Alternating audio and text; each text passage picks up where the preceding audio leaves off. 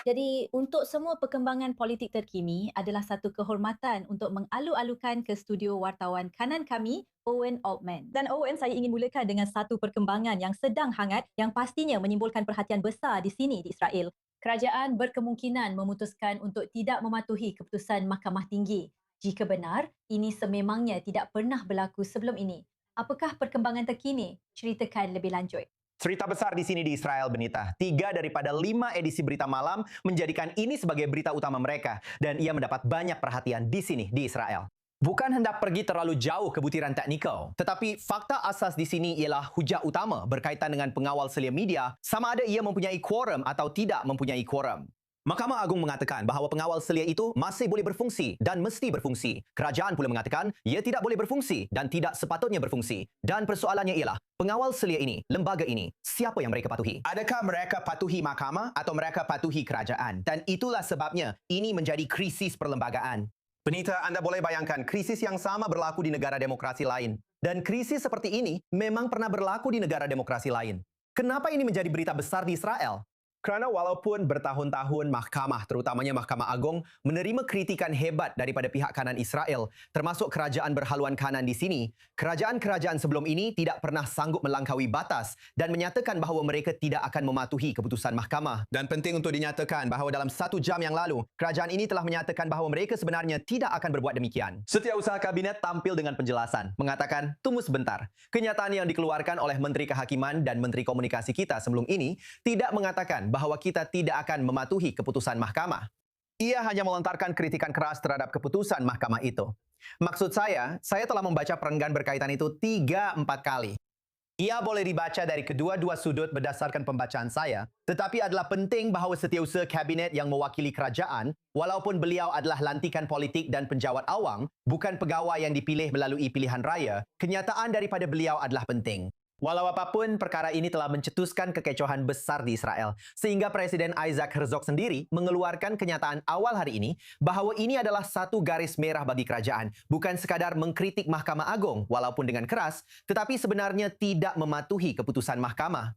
Kesimpulannya, Pinita, kita perlu lihat bagaimana perkara ini akan berkembang. Adakah kita sebenarnya berada dalam situasi di mana mahkamah mengarahkan pengawal selia untuk bermesyuarat, kerajaan pula mengarahkan pengawal selia supaya tidak bermesyuarat, dan pengawal selia perlu memilih? Yang bermaksud kita menghadapi sejenis krisis perlembagaan, atau adakah ini sekadar banyak cakap kosong yang akhirnya tidak membawa ke mana-mana? Tetapi ini adalah sebahagian besar daripada suasana politik Israel dalam pilihan raya Israel. Kita pernah bercakap sebelum ini tentang bagaimana isu-isu seperti ini, walaupun dengan segala yang telah berlaku sejak 7 Oktober, isu-isu seperti ini mungkin akan menjadi tumpuan utama dalam kempen pilihan raya. Dan perkembangan sepanjang hari ini, Benita, hampir tanpa mengira ke mana ia akan membawa, adalah satu peringatan penting. Kenapa?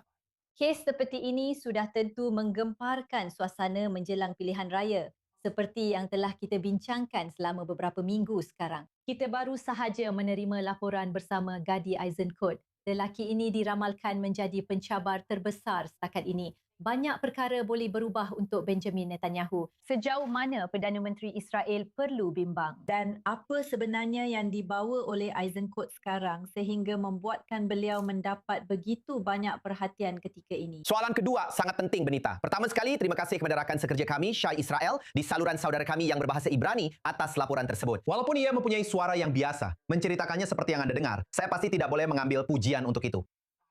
Lihat, Gadi Eisenkot menampilkan perbezaan yang ketara dengan Netanyahu. Kita melihat beliau dalam laporan itu dalam temu bual dengan saluran berbahasa Ibrani saudara kita. Dengan penampilan yang agak kusut, jelas berbeza dengan Benjamin Netanyahu yang sentiasa kelihatan sangat kemas. Dan ramai rakyat Israel yang tertarik dengan perkara itu. Seseorang yang mempunyai sikap bersahaja dan rasa rendah hati.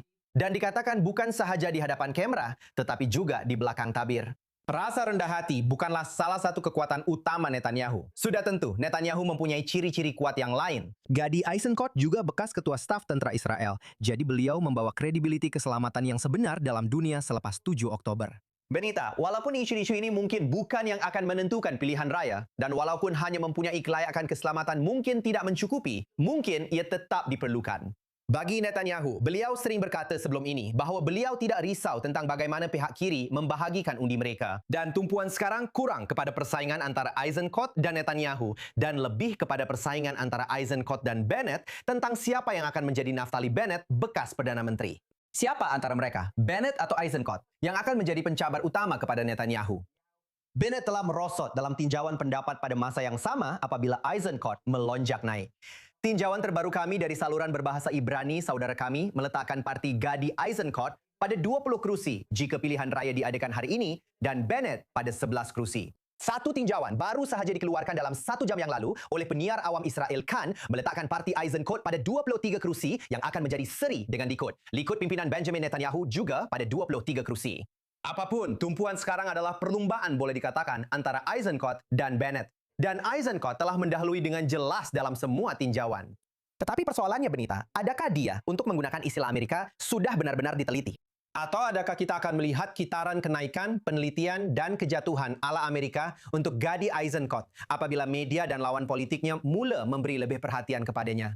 Adakah dia mampu bertahan dengan penelitian sebegitu? Sudah tentu, banyak perkara boleh berlaku dalam beberapa bulan akan datang. Tetapi ada satu lagi nama dari Likud yang menjadi tajuk utama hari ini, Yuli Edelstein. Seorang veteran dari parti itu menjelaskan mengapa beliau memutuskan untuk keluar. Beliau berkata bahawa untuk terus kekal akan mengkhianati prinsipnya dan juga mengisyaratkan hasrat untuk merintis haluan politik yang baharu. Memang menarik untuk berkongsi sentimen itu pada waktu seperti ini. Apa pendapat anda tentang apa yang kita dengar daripada Yuli Edelstein? Ia berkaitan dengan Edelstein, Benita, tetapi ia juga merupakan cerita yang lebih besar. Ia berkaitan dengan bakal pengundi. Terdapat sebahagian daripada rakyat Israel yang menganggap diri mereka berhaluan kanan, tetapi tidak menyukai beberapa perkara yang telah berlaku dalam kerajaan ini. Isu tidak mewajibkan pelajar yeshiva Haredi ultra-ortodoks menjalani kerahan tentera dan juga gaya sesetengah ahli parlimen serta menteri Likud yang sering menjerit dan berteriak. Mereka dilihat perlu berbuat demikian dan mereka tidak menyukainya. Pada masa yang sama, mereka tidak mahu mengundi pihak pembangkang. Edelstein, dan bukan hanya beliau, sedang cuba memberikan mereka wadah politik.